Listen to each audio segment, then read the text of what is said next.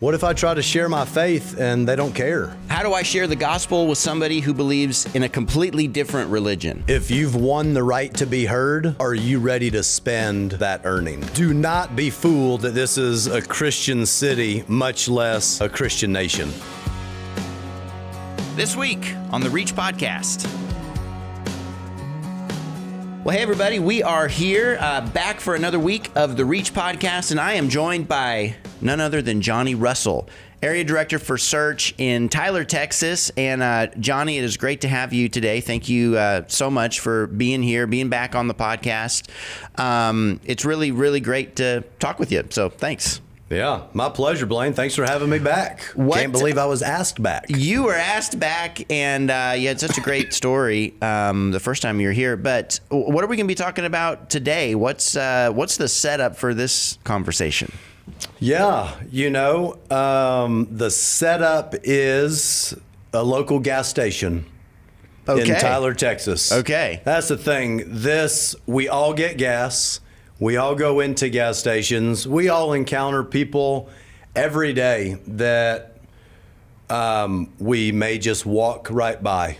And I've tried to live an intentional life. And so this takes place in a gas station. It's right by my house. I frequent it a couple times a week. And there's a new guy working. He's been working there, several months now.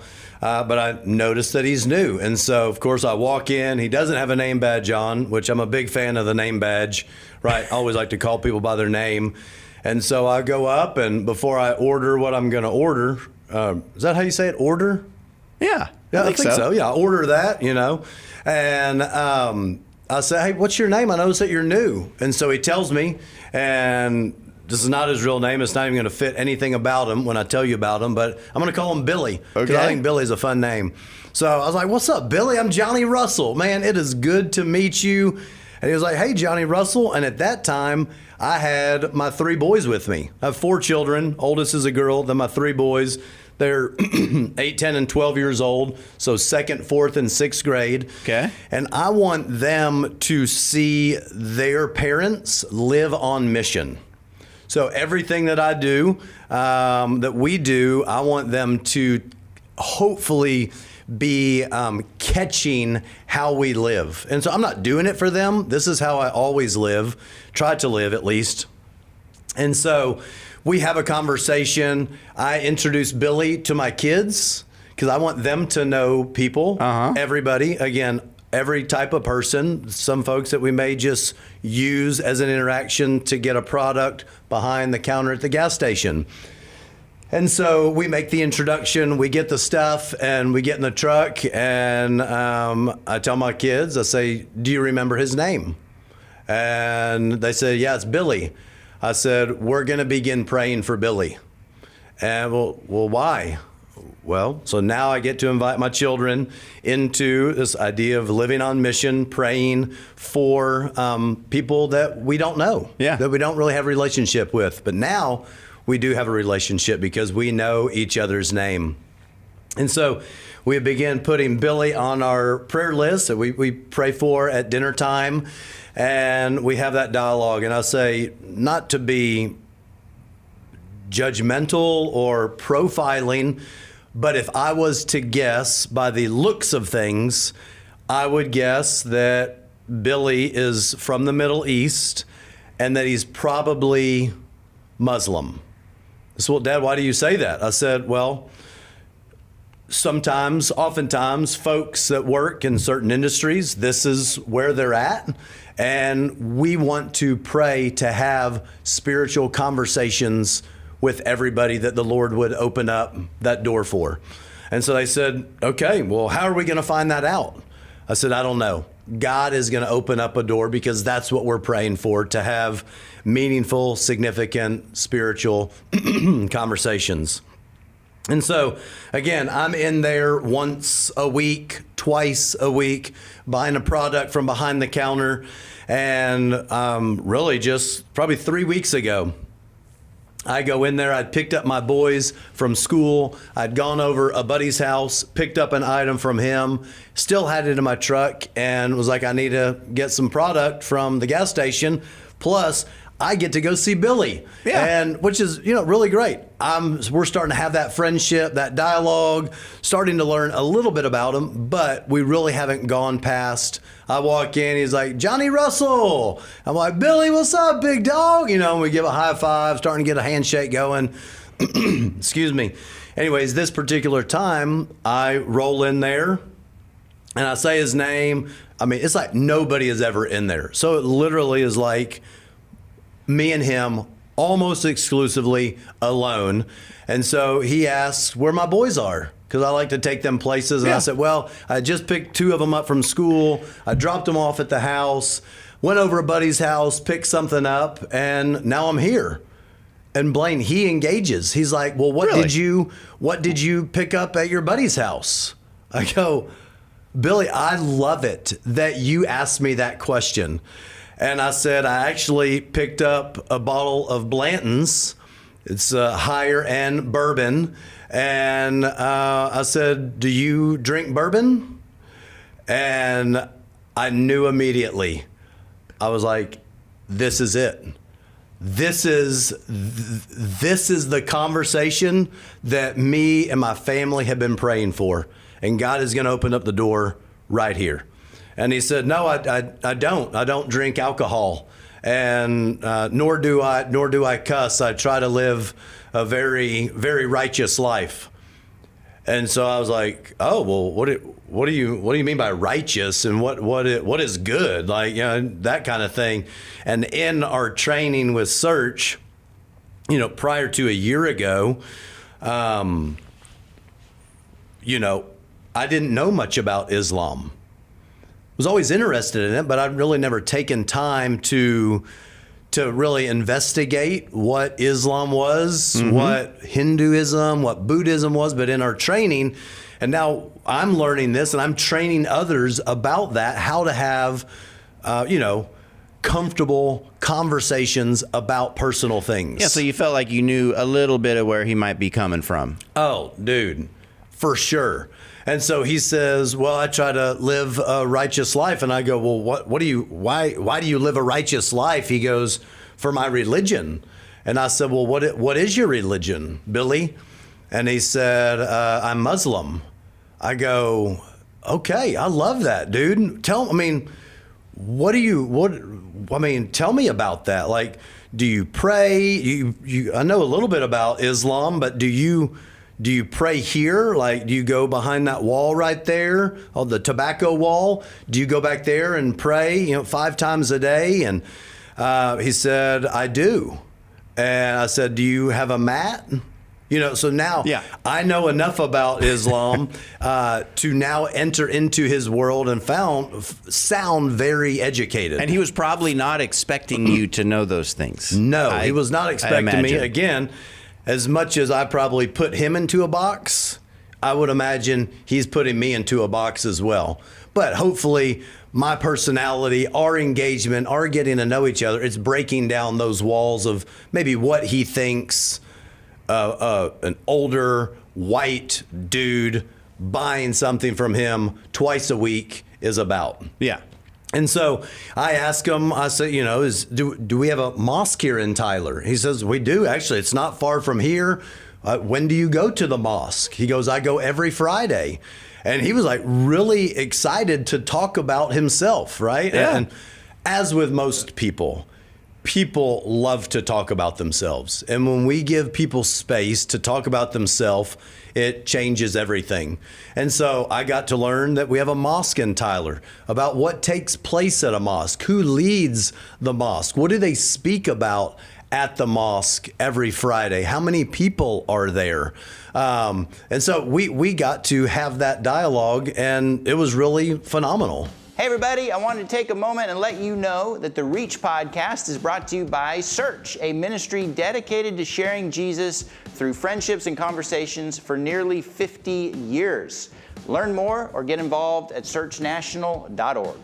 And so what happens after this? I mean, do you get into things like why he thinks that's true, or why he follows this faith, or why not others, or any stuff like that? Yes, of course. Great question. And so we go into this is the conversation, the very first one. And I said, well, tell me, I think I know a little bit about Islam, but why do you not drink, and why do you not cuss, and why do you try to live a righteous life? And he said, well, so that I can get into heaven. And I said, yeah, so what happens when you die? And, I'm just want to know, and this has been over a couple month period. Again, you can do this. I can do this. My boys are learning to do this. It's to see people as God sees them.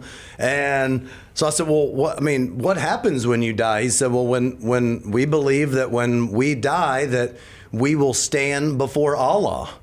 And I go, okay, well, that parallels some other religions, right? You die, you stand before in judgment of another God.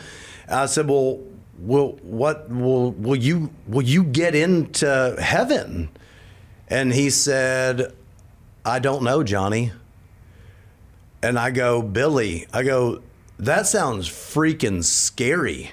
He goes, it's very scary, but I'm doing the best that I can. Whoa. I go, dude, okay. And we really kind of ended the conversation right there.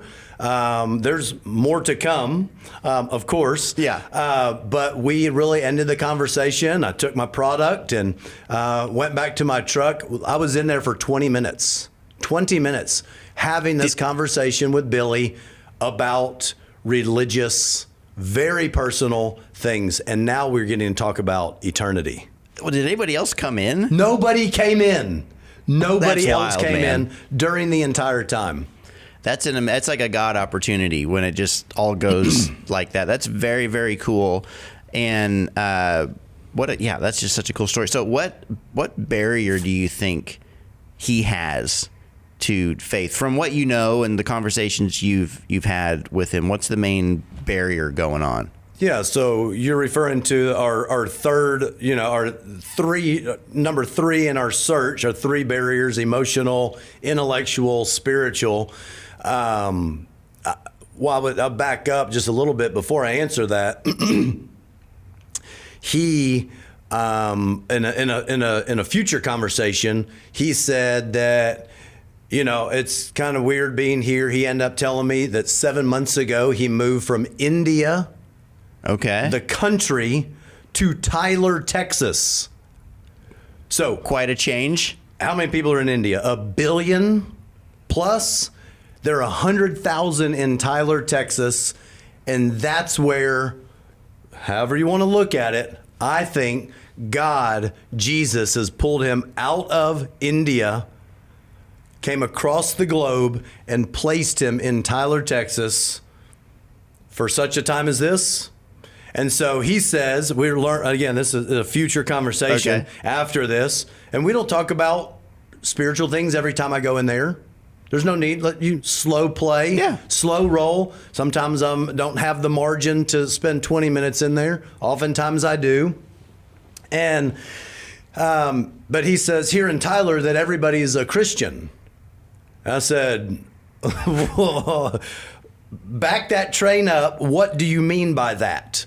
And he says, well, this is America, and this is Texas, and this is Tyler. Everybody here is a Christian. And I said, Billy, I want you to know that that is not true. In fact, nationally, here in America, 60% of churches are in decline. This is no longer a Christian nation. Here in Tyler, 70% of our church is not connected. 70% of our town is not connected to a church. And he goes, wow, I didn't know that. I said, yeah, so you may say that, and I get what you're saying, that it feels Christian because, people aren't walking around maybe in the garb that they do in India. They're not Hindu or they're not Muslim, but don't be fooled that this is a Christian city, much less a Christian nation. And he goes, that's really good to know, Johnny. That's really good to know. And so back to your question, I would say his barrier is in my opinion, it would be probably multifaceted. If it can be more than one, but I would say it would certainly start with a spiritual barrier, which would be that we have an enemy in the spiritual realm that has blinded the minds of unbelievers. And so when you recognize that in somebody, and by the way, there's always multiple things going on, it's not 100%. like one thing, but when you say, hey, seems like this might be the biggest barrier for this person, when it's the spiritual barrier, what do you do? It's my specialty. Pray. And so That's it is. And it happened immediate. Well, the first time we got introduced to Billy, we got in my truck.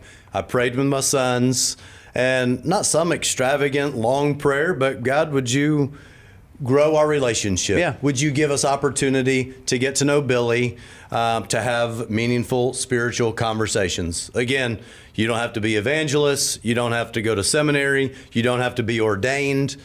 Anybody can have these dialogues, these conversations. And so for me, I'm praying and I'm looking for opportunities for God to open up these conversations deeper and more meaningful.